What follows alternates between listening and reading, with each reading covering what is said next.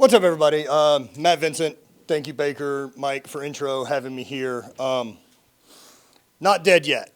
That's my brand, that's my company, and everything around it. And so I kind of give a little bit of a rush backstory on who I am, what I do. As Baker said, I've done a lot of things. Who am I? I'm a Division I college athlete. I've done 10 years of outside sales in the oil and gas industry. I'm a two-time world champion. I've had 9 knee surgeries, 1 total knee replacement, 15 million total revenue over the last 10 years. I've lost 100 pounds. I've visited 21 countries. I helped raise last year $8.5 million for a nonprofit that does work in Uganda.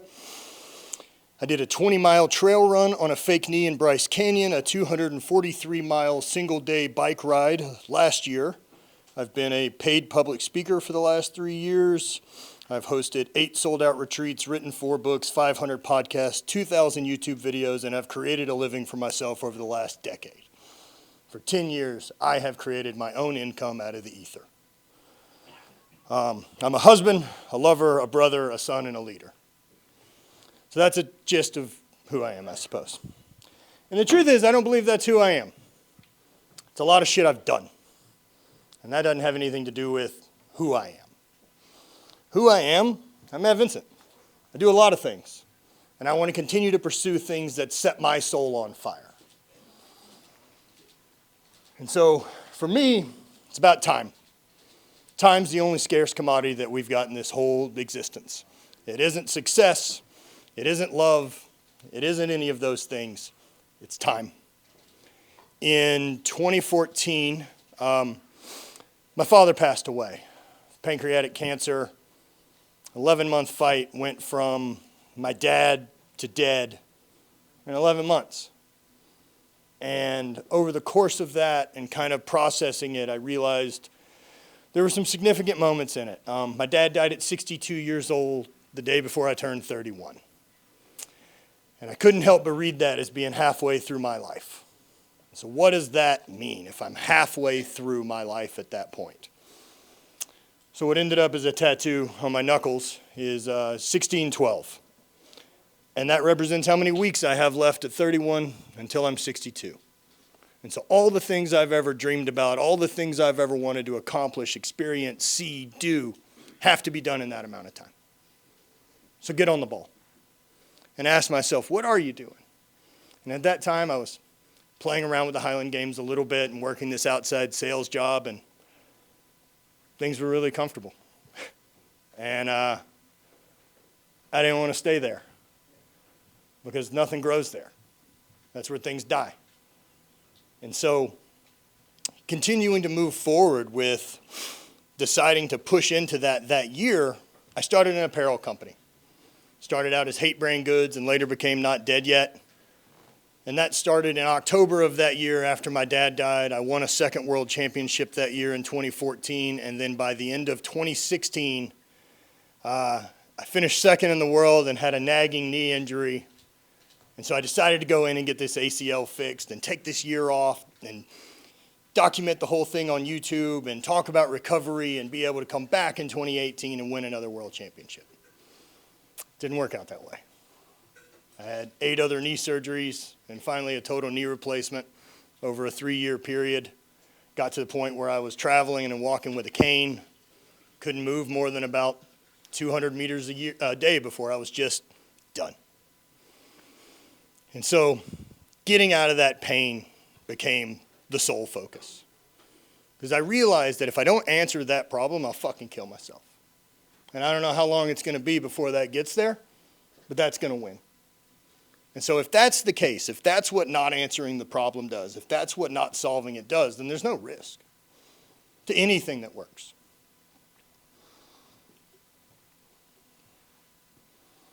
And so following that line that everything is scarce regarding time and how much you've got left.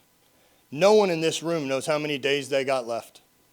I know as of today it's X minus 1. That is a fleeting number. And pretending that you got a lot of it left is a bullshit lie.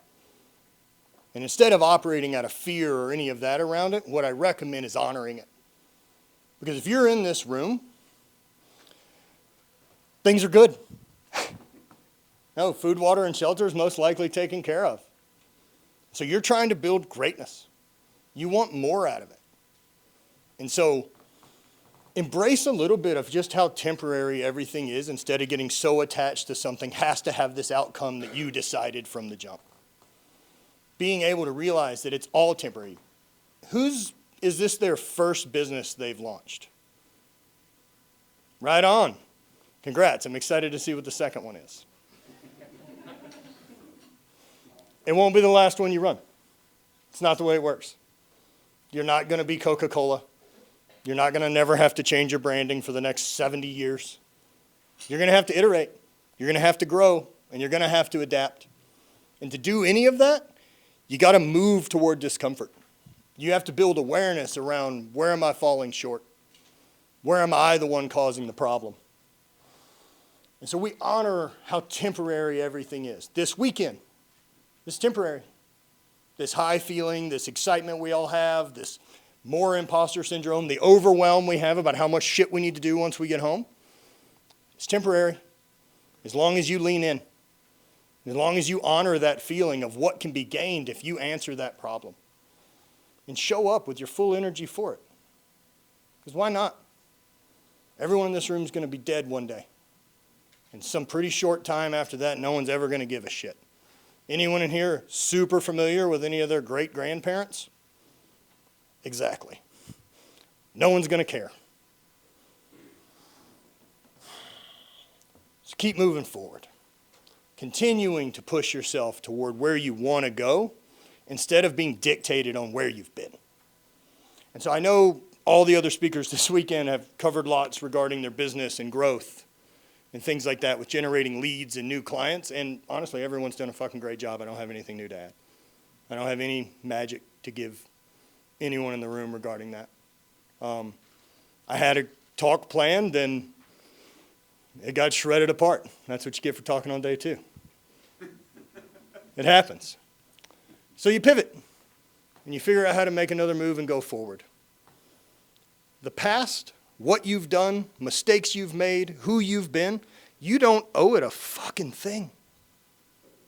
You get to decide today until you're dead with your actions and habits who you become. Like everybody's pretty familiar with this idea that if you could go back in time and change one small thing, there's that butterfly effect and nothing else is the same. How many people recognize that you're at the moment right now that the one small thing affects 10 years from now? You did go back in time. You're at it right now. What's the small change you can start making today that adds over time and really creates that life you want? How do you start doing all those favors for 10 years from you now? Setting them up for success. Because at 31, what I thought I wanted in life, woof, way far off base from what 41-year-old wants me. And then it's way far off base from what 21-year-old me wanted. So chances are, I got no clue what 51-year-old me wants. What I do know is he wants options. It's being financially stable, being able to make my own money, being healthy, being fit, being accountable, being consistent, being authentic, being trustworthy. If I can take care of all of those habits, he's got the options to do whatever he wants. Whatever he wants to live his life by, I want to set him up for that success. But that's committing to the long game. And one of the things Mike and them have brought up about me is I've been doing it for a long time. You know, I started writing a blog in 2008 coming from a sport no one gives a shit about. Anyone in here familiar with Highland Games? Sick. 3 of you. Everyone on here would be more impressed if I said I was a world champion at darts. That thing isn't that important. I loved it, and I did it for me. And that's what I really got from it, was that I spent 10 years pouring my heart out into a thing that gave back, that I loved. My friends didn't understand it. My family didn't understand why I was obsessed with it. Who cares? They don't get a vote. It's not their life. It's not their credits to spend. It's not their energy to figure out where they want to send it. It's mine. I'm responsible. And if I'm going to be radically accountable, all the consequences are mine. But I know something none of you in here do as high performers. Who celebrates their wins? Excellent. We got people. It's important because if you're going to take all the shit and you're the one who's going to handle all the problems, then all the wins are yours. All the wins are yours. Now, I've found myself at such interesting moments of my life wondering like, oh man, how did I get here? How did I get here? Whether that's in bad moments or it's in really high moments. Finding myself in Uganda talking to a local government about possible work we can do. I threw fucking rocks in a field and have a basic degree from LSU that essentially I went long enough that they said, best of luck. So how did you get here? So own it. I didn't get there by accident. I got there from being consistent and giving a fuck for a decade. I got there from caring and giving a shit about the thing that I'm in love with without asking permission for it. Continuing to show up. Continuing to press forward. Continuing to solve the problems that gave me the life I want. And that's what we're all here to do. Is solve those problems so that you don't have to answer to anyone else. You create your own income. You're not working for someone else. You're not selling your time. But it's really easy to mistake when you see someone at a level that you're aspiring to get to and think, there's magic. There's magic there. And like if I can just capture some of that magic that they're doing with like their lead strategy, if I can capture like some of the phrasing, there's no magic. Behind everything that you want to write off as magic is 10 years of someone who gives a shit. So start giving a shit. Give a shit forever. And give a shit every day. Like if you've got to talk yourself into chasing this dream, it ain't your dream. If you need a cheerleader to help support you through your dream's not big enough to you. How do we get you to connect so deeply and fall so in love with this thing you want to create that the how every day is worth it?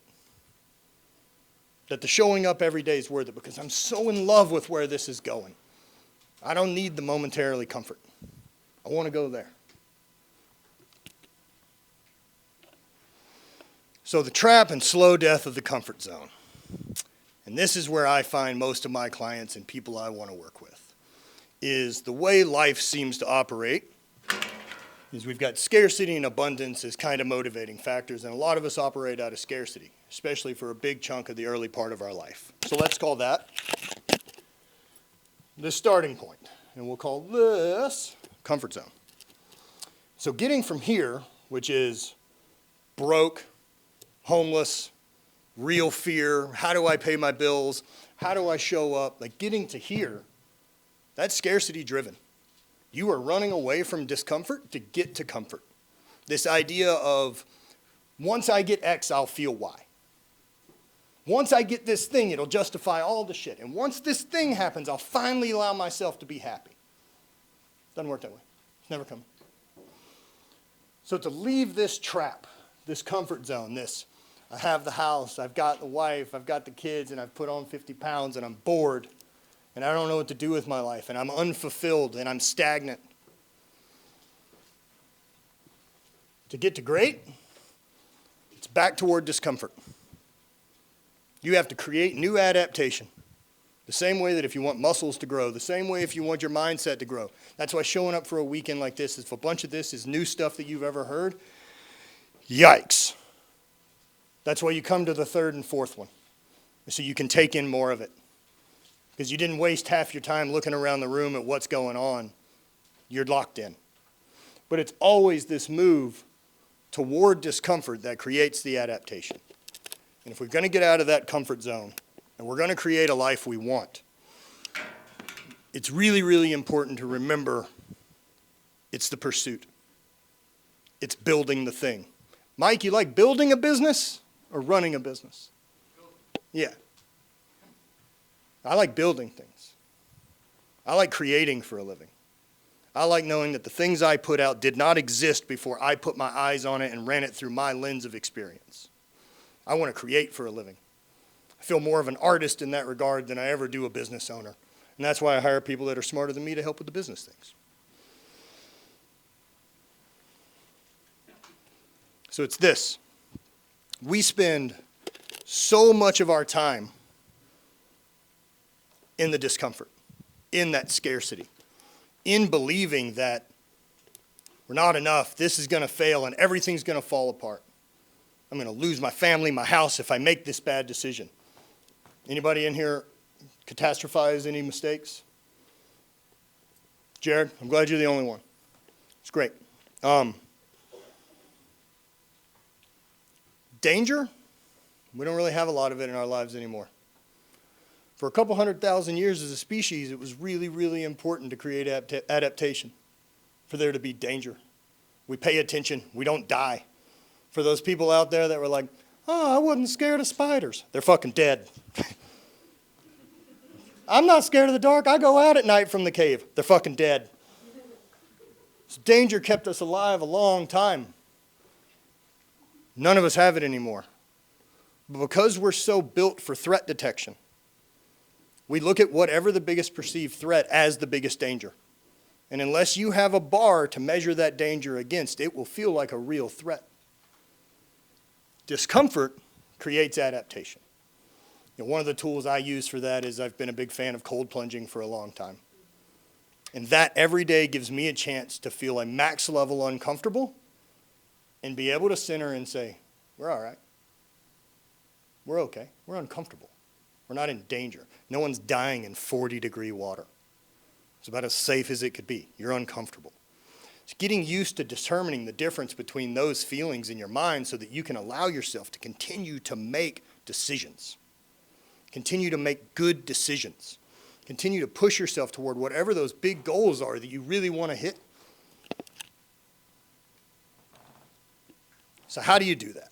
So this weekend's been built with a lot of, like I said, stuff around building leads and building your business. I want to talk to you guys as actual coaches, because we're talking about the long game. This isn't coming home with all this fire and being excited from this thing.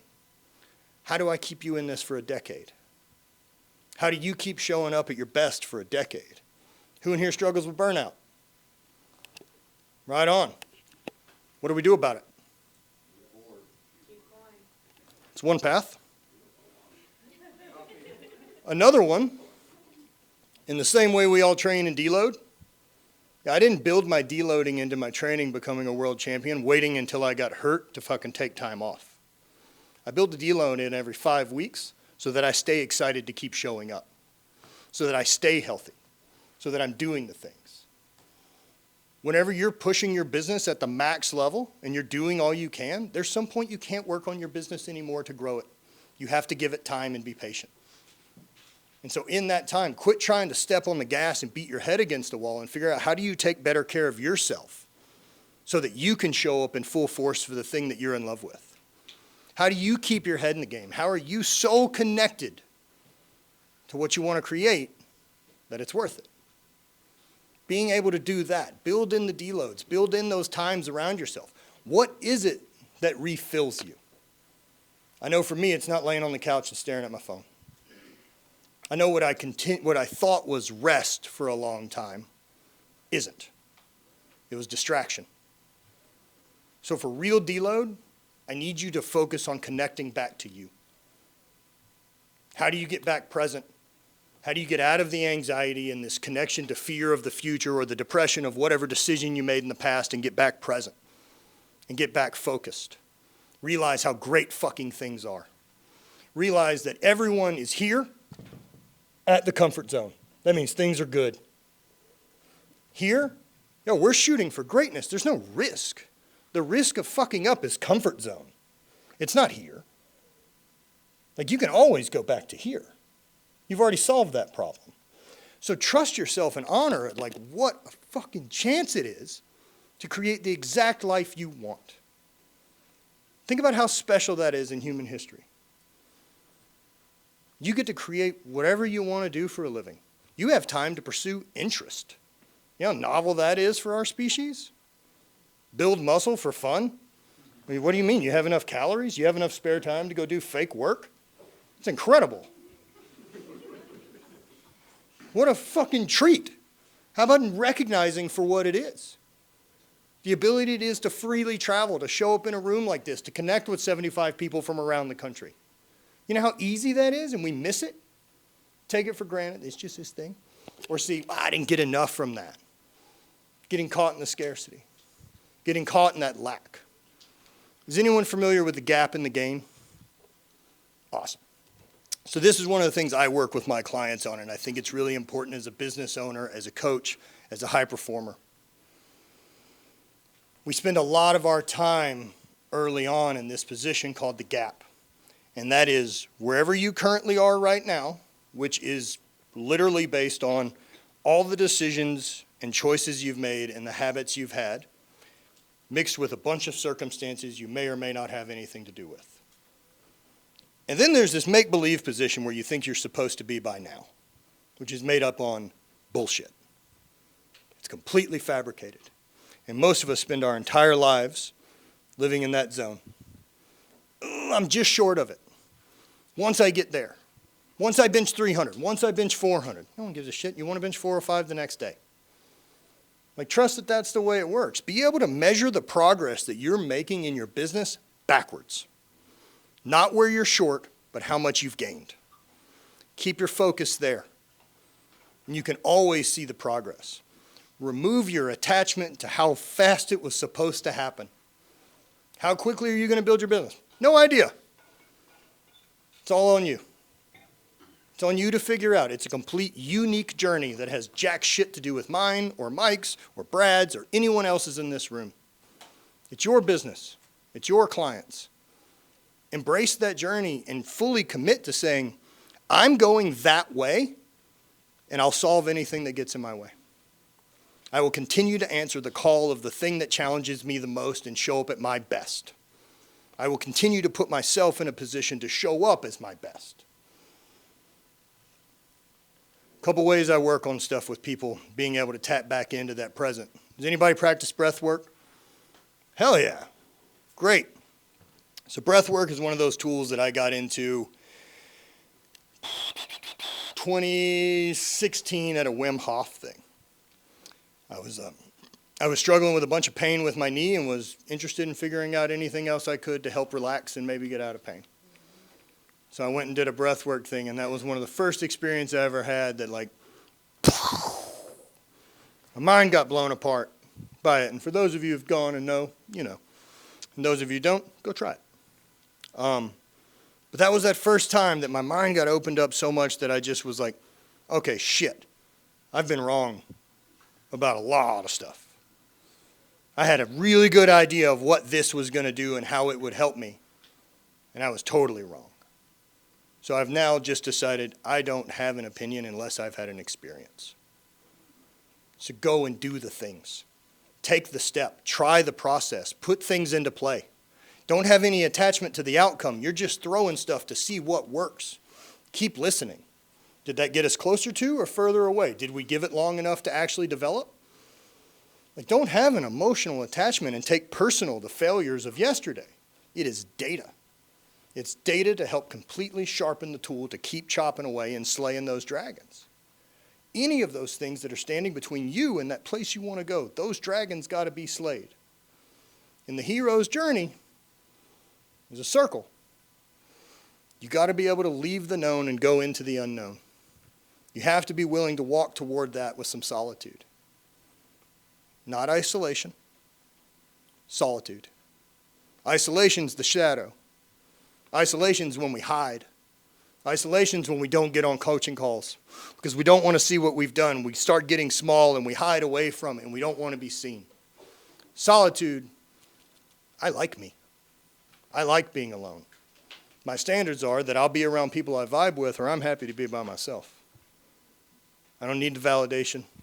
I don't need permission. I don't need any of that. Being able to figure out who you are in a vacuum and what you're in love with is going to open up a lot for you. And the best way you can do that is getting into your breath, getting into some modalities to get present. Because in the present, we don't deal with anxiety and we don't deal with depression. We can just sit and be still. And so if anyone in here hasn't practiced any breath work, one of the things I recommend is a really simple breath pattern I use. And so It's a down-regulating breath, which I think more of us need than up-regulation.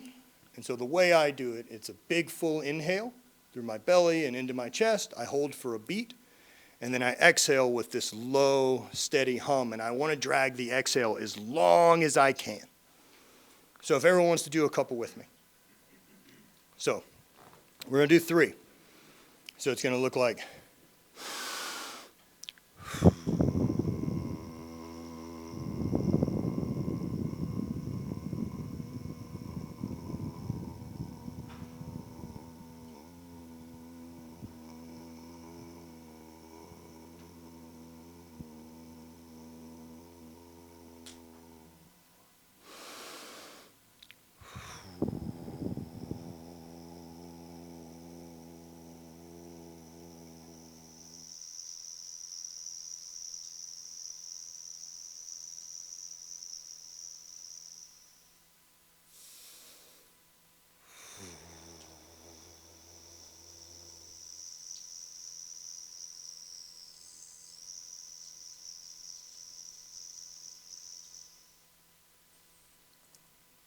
So the way that works, the way down regulation works, with our breathing, typically we operate at this 1-to-1 ratio.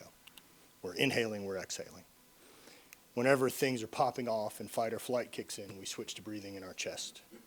We switch to these really shallow breaths. And we're doing more inhale than we are exhale. And so it regulates us up. So if we want to choose to take over the transmission to this vehicle, if I'm spiraling, if I'm panicked, if I feel out of sorts, this breath is the one that does it. You go to that. What's happening there is we're doing 45 seconds of exhale and 1 in. The ratio is to down. We're humming, which is stimulating the valgus nerve, which is also telling the CNS that things are safe. We're getting out of fight or flight, getting back into being present, getting back into our bodies, and be able to make better decisions instead of decisions out of panic. And if you want to be a coach a long time, you've got to be this ideal place that your clients want to go. And no one wants to deal with a fucking panicky person who can't handle their shit. Just be a leader. Be able to manage it. Like, what's your best asset? It's you. Treat it accordingly.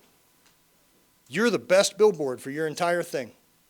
Your life, your lifestyle, how you choose to operate, the way you choose to speak. And a reminder for myself is doing things like this as I'm nervous and sweating my ass off. I got time to breathe. I always got time to breathe. Why? Because no one gets a vote in how I spend my fucking life. If I want to stop and breathe for 3 seconds, I can. Gratitude's the other. This is probably the most important tool that I have. Mike knows it. Who here's got a gratitude practice? What's that look like? Who's got something? How do you use it? Yeah. First thing in the morning, I just give the glory to God. I say, thank you for giving me another chance to think. And I keep practicing my gratitude. Sets the tone for the day. That's it to work. Right on. Right on, man. I do mine a bit different. But I think gratitude's really important. I think we're so pre-hardwired to threat detect that we will naturally fall into the problem. I know that I'm hard enough and shitty on me that I'm going to say terrible things to me today. But if I choose gratitude, and I do it more often than I say shitty things to myself, the ratio wins. And I recognize what I see more of. So my mala, my necklace, it's nothing special, man. It's wood on string. It's a totem. It's something for me to use as a tool. And so what started as my gratitude practice of just doing 3 things every day that I'm grateful for has multiplied to where when I sit down, I work my way through 108 beads saying thank you. And so what that looks like, I won't do all of them, but I sit, I take my 3 breaths, and I get still, and it's thank you, universe, for all the hard days that got me here. Thank you for these legs that work. Thank you for all the air in my lungs. Thank you for this beating heart in my chest that's never needed my help. Thanks for showing up every day. Thanks for all the warm beds I've ever slept in. Thanks for the access to clean drinking water. Thanks for the excess of calories that I was able to lose 100 pounds. Thank you for being able to take strength from my father's death. Thank you for being able to create the life you want. Thanks for the knee injury that ended my career prematurely. Thanks for continuing to build the consistency and discipline that creates the life that we want. Thanks for the hundreds of thousands of dollars I make a month working with my clients. Thanks for the growth. Thanks for consistency. Thanks for showing up. Thanks for taking care of our health. Thanks for prioritizing our people in our lives. Thanks for connecting to this best version of me that I want to be. Thanks for always keeping it in sight. And I work my way through 108 of those. And I now do that 5 times a day. I got 500 reps of knowing how fucking great my life is every day. I see it. I know how good things are. It's never lost. And what that allows me to do is stay in that abundance and make decisions on my business, on my life, from that perspective. Instead of that panicked feeling of like, fuck, if we don't solve this, it's all going to fall apart. And what are we going to do? And I don't have any leads and we're not getting it in. Sort your shit. Down-regulate. Take care of yourself. Manage your shit. No one's going to come save you on this. This is your business. As you're continuing to build your business, you should still also be building this playbook, or what I like to call this operating manual, for how to get you to perform at the level you want all the time. How do you up the chances of that? How do we build consistency? Perfect. But that's the same thing everyone has said, right? Everyone that's come up here has talked about the same stuff. It's consistency. It's discipline. It's follow through. It's being able to continually show up. It's being able to continue to choose. If you are the main pillar of your business and your best asset, do you invest as much time in yourself as you do in the business? Do you invest as much time in yourself as you do the other people in your life? Because I believe you tell the universe every day by your actions what's actually your priority. And you can say it's your business, but if you don't do the work, I know better. And so the question is, why don't you care? Why aren't you connected enough to where you're going? Why aren't you so in love with this life that you've got in front of you? How do you connect to that? How do you realize how special it is to be here? How special it is to have this opportunity to create a business? Everything everyone in this room wants to do who has stress about it, none of this shit existed 50 years ago. None of this shit existed 30 years ago. How fucking great this is. How great it is. How great it is to be in the room. How great it is to have the opportunity. Operate from that perspective of you get to solve this problem. And also, it's wildly rewardable. You can build a life that you get to wake up and do whatever you want to do every day. And to me, that's the most important thing. And when you're worried about success, make sure you define success for you. Not compared to what someone else thinks, damn sure not what your parents think, not what anyone else does. What does success and fulfillment feel like to you? What are you connected to? What are you in love with? So that's my spiel. I'm Matt Vincent. I want to help people stay in the game.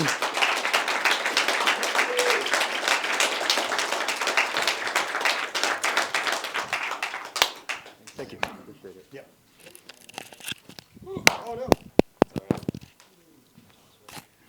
So a lot of those tactics as far as being able to down-regulate and save your best, this is what I work with clients on. Because a lot of people know what to do, they just don't do it. That's the biggest issue. So I want to dig down to why and help them unroot it so that we can make progress. Thank you guys so much.